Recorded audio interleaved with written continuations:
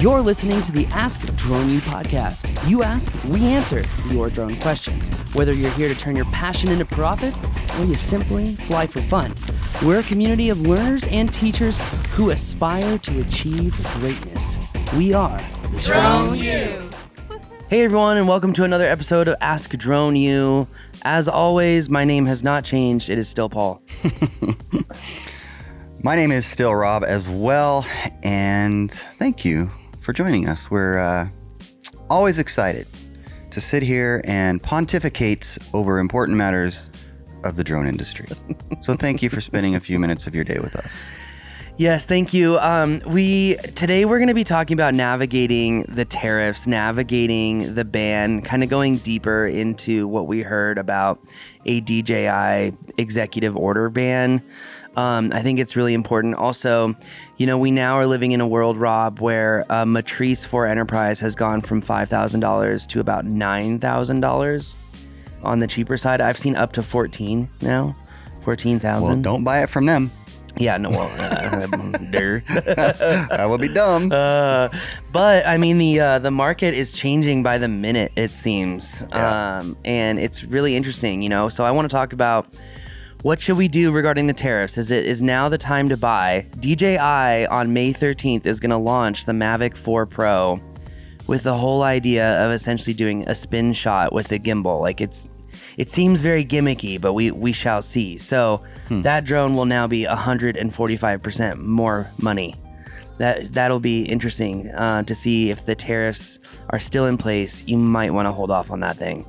I also want to talk about the grandfathered drones, the business pivot. There's a lot of other people out there that are like, the ban's not going to happen. The ban's not going to happen. And it's like, well, you know, in the NDAA, they had that section, I think it was like section 1700, or I can't remember, it's still early, but essentially stating that if the ban goes in, like if there's no review, no security review on these DJI drones, that they'll be banned anyway. It's almost like taking advantage of government inefficiency. Yeah, we should have had that up so we could read exactly what it says, because that is what it says, right? That basically these agencies have a year to do the research, and then if they don't come up with reasons to not ban it, then it just fades into banhood. Yeah, section 1709. Isn't that what it says? What I just paraphrased? Yes. I mean, I don't want to, obviously don't want to get it wrong. It says a designated national security agency must, within 1 year of the NDAA's enactment, determine if the equipment from DJI, Autel, or any subsidiary or affiliate or people who license the drone pose an unacceptable risk to U.S. national security or the safety of American citizens. If a determination is not made, or if the agency deems the equipment a threat, the FCC is required to add the equipment to the covered list. So that if a determination is not made, yeah, that's a really interesting little piece of tidbit there. Bingo. Hey, it's good news. Look, AI pulled from our website.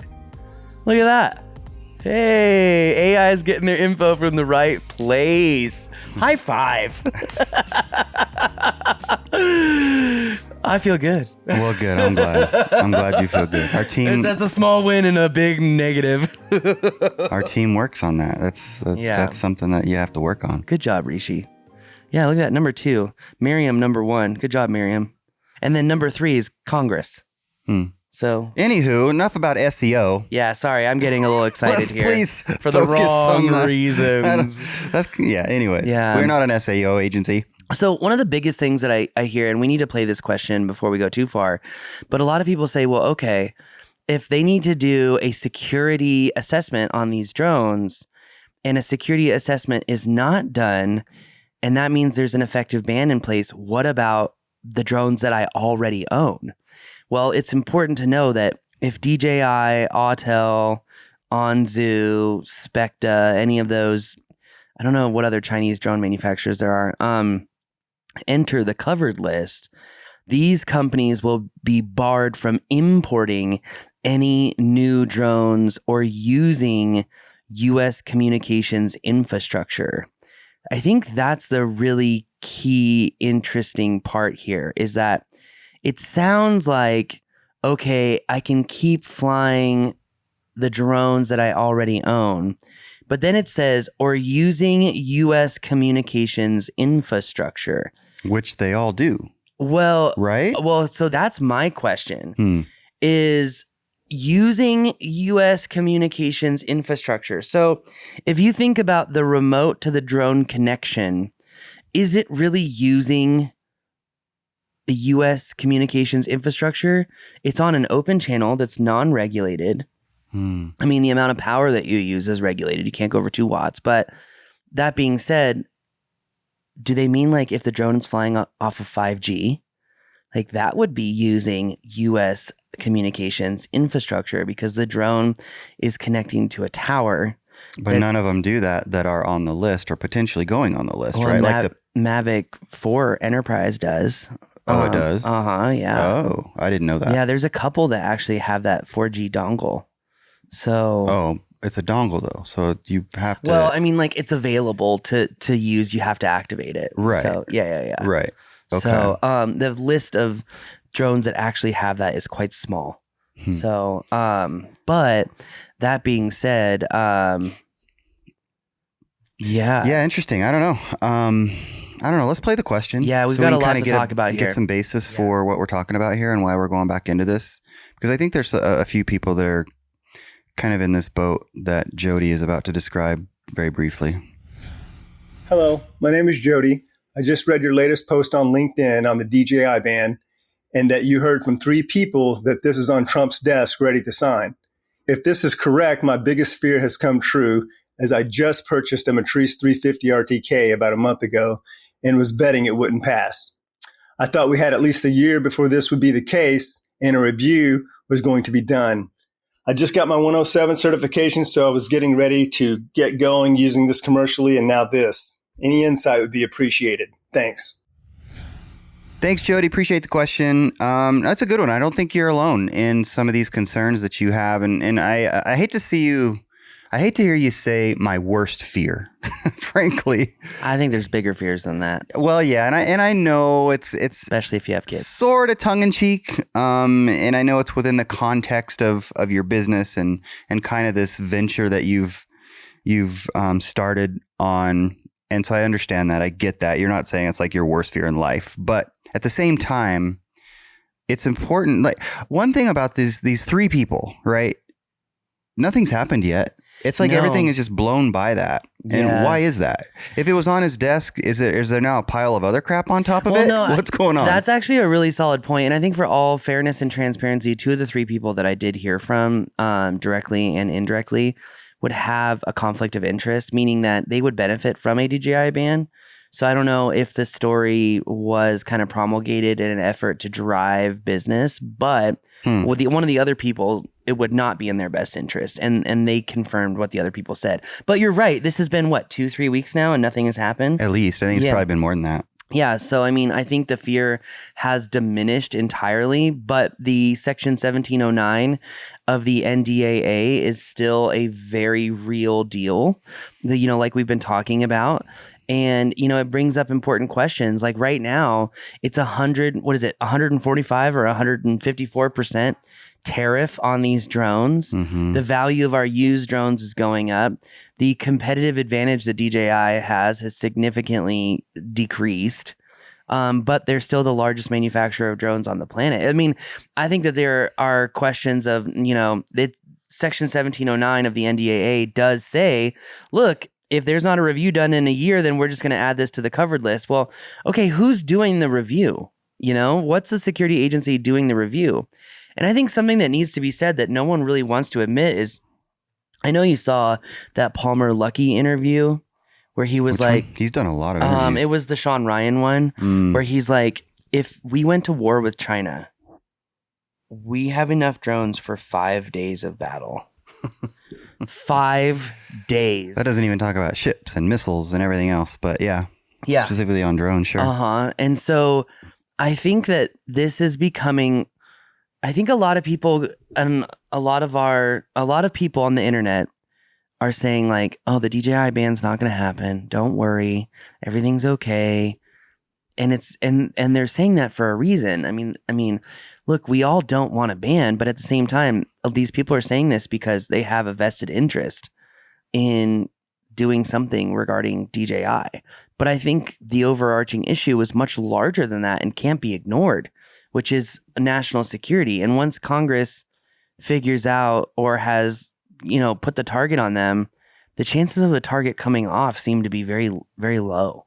Would you agree? I mean, like, when national security is like the issue, it really, it kind of takes a turn. Yeah, I think the chance is really low, in part because of who we're dealing with. I mean, just look at the tariff situation and the way that China's responding to what the Trump administration is trying to do with tariffs. They're digging in their heels, at least up to this point, as of May 6th, right? And so why would it be any different in terms of the way they're handling the relationship with respect to their big drone manufacturer, DJI? Mm-hmm. I think that one thing that we have to hopefully come together on is that, I don't know, this isn't going to happen when I put it that way, but I don't want people to be fearful. And there's a lot of people that are kind of putting out fearful messages, people that do kind of what we do. And we just want to train people here at Drone U to be prepared for the markets the way they're going to be, not the way we wish they were. Right? Yeah. Otherwise, we're setting you up for failure, are we not? Like, if we were to 100%. say what they're saying, it's almost like, here's the rug that we're about to pull out from under you. Yeah, and I know we say this a lot. It's nice and red, though. We say this a lot, Jody. We hear you. I mean, as soon as we heard, I don't remember exactly when it was, but it was post Trump being elected. But I think it was prior to January 21st or whatever it was for the inauguration, and we knew the tariffs were coming. We ordered a Matrice 4 Enterprise, immediately. Mm-hmm. Paid for it because we knew what was coming. And so we invest in DJI as well for obvious reasons. They kick ass. Yeah. Okay. Especially that new M4E and the Smart Oblique. It's changing the way that everyone is going to be thinking about drone mapping. I mean, I am so glad that we just redid our mapping classes and that's included in it, because it is going to blow we always think about, run a single grid for orthos, run double grids and orbits for 3D. Well, now you can all do that in one flight plan. Skydio is still superior anytime the camera has to point up. Mm-hmm. And that brings up an important point. I don't want to switch track too soon, but I do want to talk about some of the students that have been coming to us saying, hey, I will buy American. I will do this because I see where the money's coming from. We are seeing that more and more. Yeah. So I don't want to stop you from your point, but no, I think it's already been made. I don't want to belabor it. I think it's relatively clear. We love DJI as well, but we also want to see American manufacturers do well. And I to Jody's point specifically, he bought a really nice drone. I don't know exactly what the purpose is for that particular drone and why he bought that one, but it's a great drone and he's going to be able to do great things with it for the foreseeable future. I don't think you're going to have to use that as a paperweight starting June 1st or something, right? So I personally would say just keep doing what you're doing. And I think most of the customers are still going to be able to use those drones for a while, right? I think so. I think that's what we're going to see is a grandfathering in. Yeah, so, I think so too. And it sounds like, I'm guessing you got it before the tariffs really kicked in. So kudos to you if that's the case. I hope that's the case. But as it relates to the tariffs, and if you are still kind of, let's call it optimistic about the ability to use DJI moving forward, and nobody knows, right? We certainly don't know. It's kind of a CF, frankly. I wouldn't buy one right now. Because that was the big question is that I want to get, and I want to get on Instagram. Mm-hmm. In the current environment of tariffs, is now a good time to buy a drone that's from China? Yeah, well, as the saying goes, I do not have a crystal ball. But from what we're seeing with respect to the tariffs and the back and forth, we know that negotiations are ongoing with lots of different countries. And even though, let's be real, China, well, for that matter, American government, they're liars, right? So when you hear China saying we have not talked to them about the tariffs, that's not true. There's no way that's true. I just don't believe that.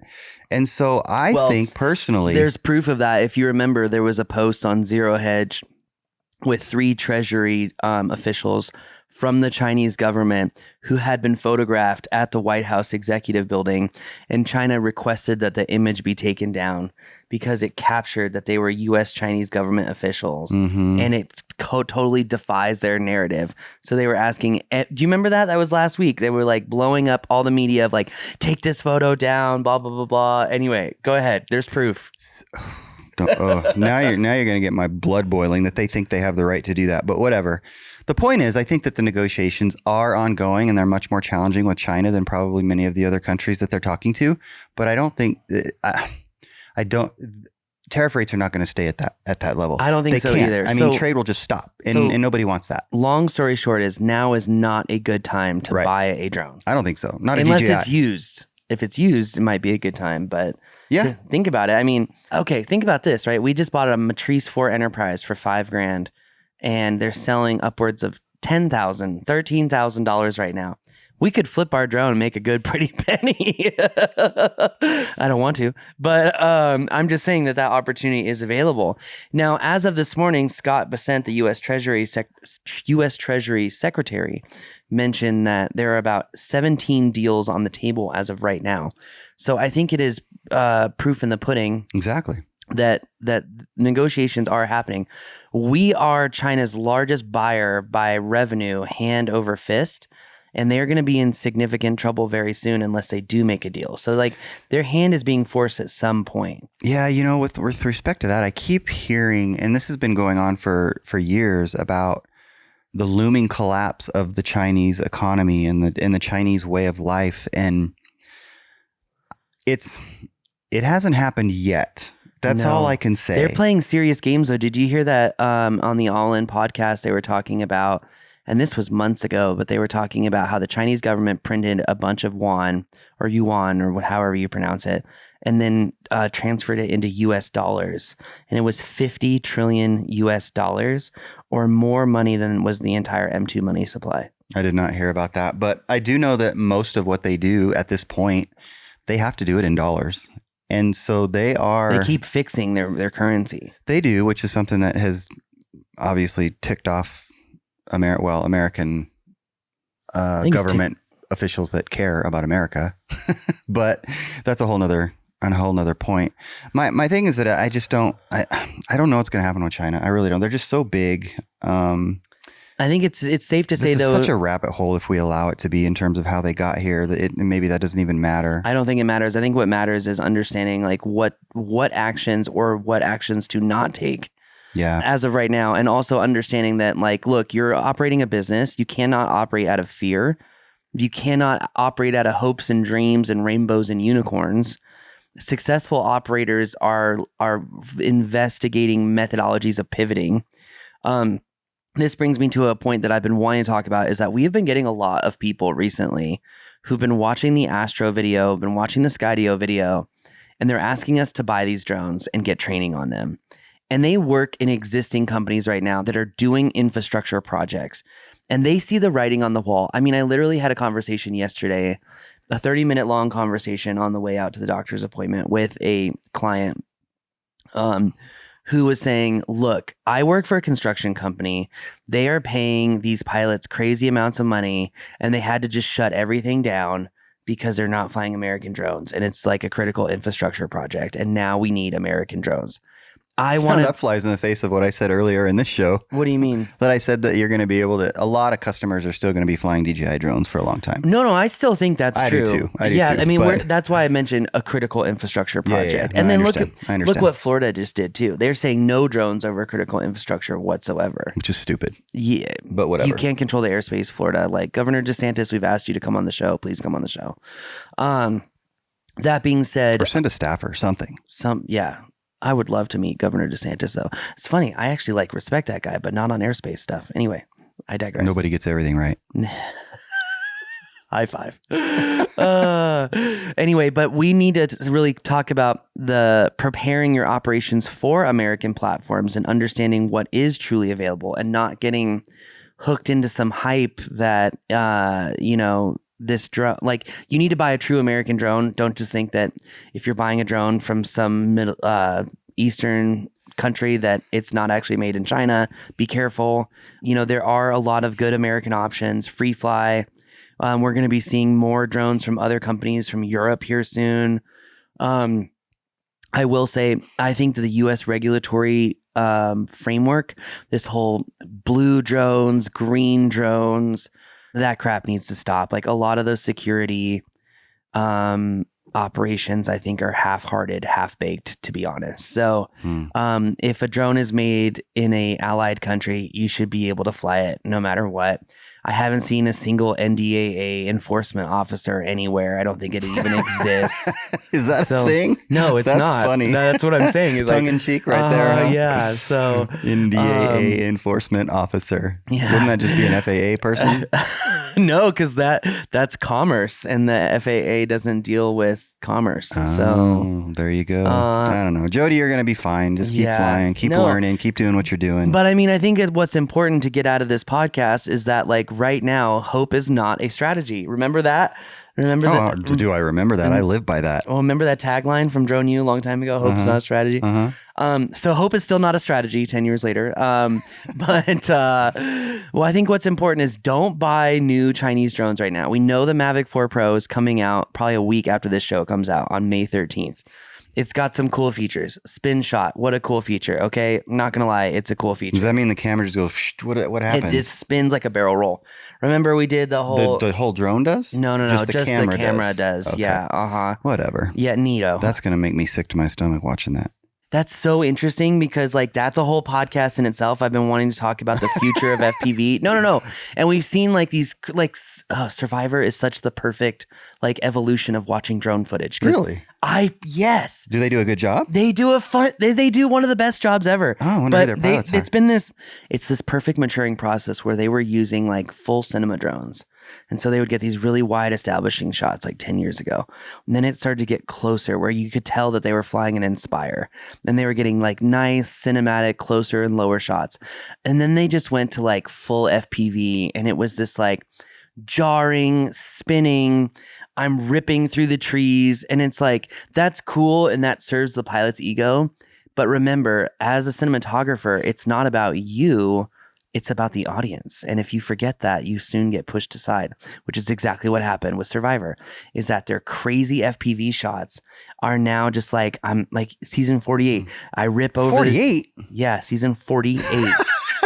Yeah, Jeff, you're doing a great job. That's because there's like 3 seasons a year or something, I think right? 2, yeah. We're diehard Survivor fans anyway. I don't know if you knew that, but I did not know that. Now it's out there. So yeah, I might apply for the show later. I don't know.